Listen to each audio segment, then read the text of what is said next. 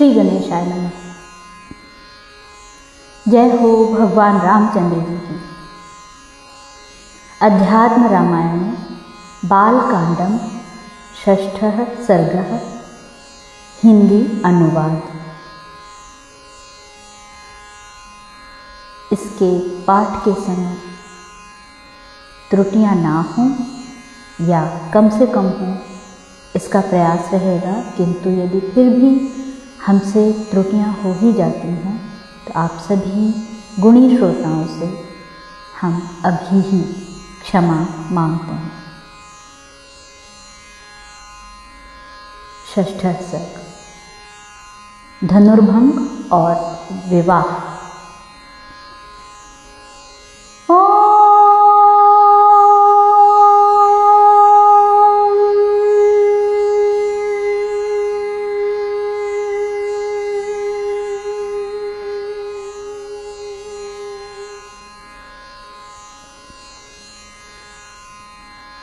सूत जी बोले, तदनंतर विश्वामित्र जी ने लक्ष्मण के सहित श्री रामचंद्र जी से कहा, वत्स, अब हम महाराज जनक से पालित मिथिलापुरी को चलेंगे।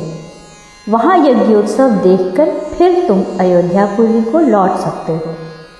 ऐसा कह वे रघुनाथ जी के साथ गंगा जी पार करने के लिए तट पर आए।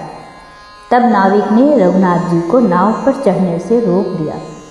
नाविक बोला, हे नाथ, यह बात प्रसिद्ध है कि आपके चरणों में कोई मनुष्य बना देने वाला चूर्ण है, अर्थात आपने अभी शिला को स्त्री बना दिया, फिर शिला और काष्ठ में भेद ही क्या है। अतः नौका पर चढ़ाने से पूर्व मैं आपके चरण कमलों को धोऊंगा। इस प्रकार आपके चरणों को मल रहित करके मैं आपको श्री गंगा जी के उस पार ले चलूँगा। नहीं तो हे विभो, आपके चरण रज के स्पर्श से यदि मेरी नौका सुंदर युवती हो गई तो मेरे कुटुंब की आजीविका ही मारी जाएगी। ऐसा कहकर केवट ने उनके चरण धोए और फिर गंगा जी के पार ले गया। वहाँ से राम और लक्ष्मण के सहित श्री विश्वामित्र जी मिथिलापुरी को चले। श्लोक 5 तक। प्रातःकाल होते ही वे विदेह नगर में पहुंचकर ऋषियों के निवास स्थान में ठहर गए। उसी समय विश्वामित्र जी के आगमन की सूचना पाकर जनक जी अत्यंत प्रसन्नतापूर्वक पूजन सामग्री लिए अपने पुरोहित के साथ वहां आए और साष्टांग दंडवत कर उन्होंने मुनिवर कौशिक की पूजा की। फिर साक्षात दूसरे सूर्य और चंद्रमा के समान अपने तेज से संपूर्ण दिशाओं को दैदीप्यमान करते हुए उन सर्व लक्षण संपन्न रघुकुमारों को देखकर पूछा, ये देवपुत्रों के समान दो नर शार्दूल किसके पुत्र हैं? ये मेरे हृदय में इस समय नर और नारायण के समान प्रीति उत्पन्न करते हैं। तब मुनिवर विश्वामित्र जी ने महाराज जनक को आनंदित करते हुए प्रसन्नतापूर्वक कहा, ये दोनों भाई राम और लक्ष्मण कौशल नरेश दशरथ जी के पुत्र हैं। मैं इन्हें अपनी यज्ञ रक्षा के लिए अयोध्या से ले आया था। मार्ग में आते समय मेरी प्रेरणा से इन अति पराक्रमी रघुनाथ जी ने एक ही बाण से विश्वघातिनी ताटका को मार डाला। फिर मेरे आश्रम में पहुंचकर मेरा यज्ञ विध्वंस करने वाले सुबाहु आदि राक्षसों को मार डाला तथा मारीच को समुद्र में फेंक दिया। तदनंतर ये गंगा तट पर महर्षि गौतम के पुनीत आश्रम में आए और वहाँ शिला रूप से स्थित गौतम पत्नी को देख अपने चरण कमल के स्पर्श से उसे मनुष्य रूप बना दिया। श्लोक 14 तक।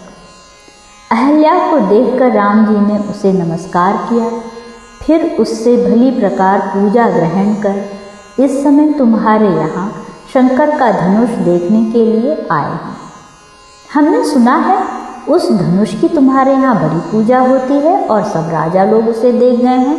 अतः हे राजेंद्र, आप महादेव जी का वह उत्तम धनुष इन्हें दिखा दीजिए, क्योंकि ये उसे देखकर शीघ्र ही अपने माता पिता से मिलने के लिए अयोध्या जाना चाहते हैं। मुनिवर विश्वामित्र के ऐसा कहने पर धर्मज्ञ राजा जनक ने राम और लक्ष्मण को पूजनीय समझकर उनकी विधि पूर्वक पूजा की।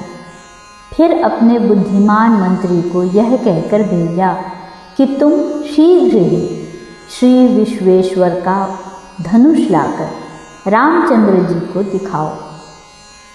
श्लोक 18 तक। मंत्री के चले जाने पर राजा ने श्री विश्वामित्र जी से कहा, यदि रामचंद्र जी उस धनुष को उठाकर उसकी कोटियों पर रोंदा चढ़ा देंगे तो निश्चय मैं उन्हें ही अपनी कन्या सीता विवाह दूंगा। तब विश्वामित्र जी ने राम जी की ओर देखते हुए मुस्कुरा कर कहा, ठीक है राजन, आप शीघ्र ही वह श्रेष्ठ धनुष अमित तेजस्वी रघुनाथ जी को दिखाइए। मुनीश्वर के ऐसा कहते ही बड़े बलवान 5000 धनुषवाहक उस धनुष श्रेष्ठ को लेकर वहां आ पहुँचे। उस धनुष में सैकड़ों घंटियां बंधी हुई थीं तथा वह हीरे और मणि आदि रत्नों से सुसज्जित था। तब परामर्शदाताओं में श्रेष्ठ उन मंत्रीवर ने राम को वह धनुष दिखाया। प्रसन्न चित्त श्री राम जी ने उसे देखते ही दृढ़ता से कमर कसकर उस धनुष को खेल करते हुए बाएं हाथ से उठाकर थाम लिया और सब राजाओं के देखते देखते उस पर रोंदा चढ़ा दिया। फिर सबके हृदय सर्वस्व भगवान राम ने अपने दाएं हाथ से उस धनुष को थोड़ा सा खींचा और 10 दिशाओं को गुंजायमान करते हुए तोड़ डाला।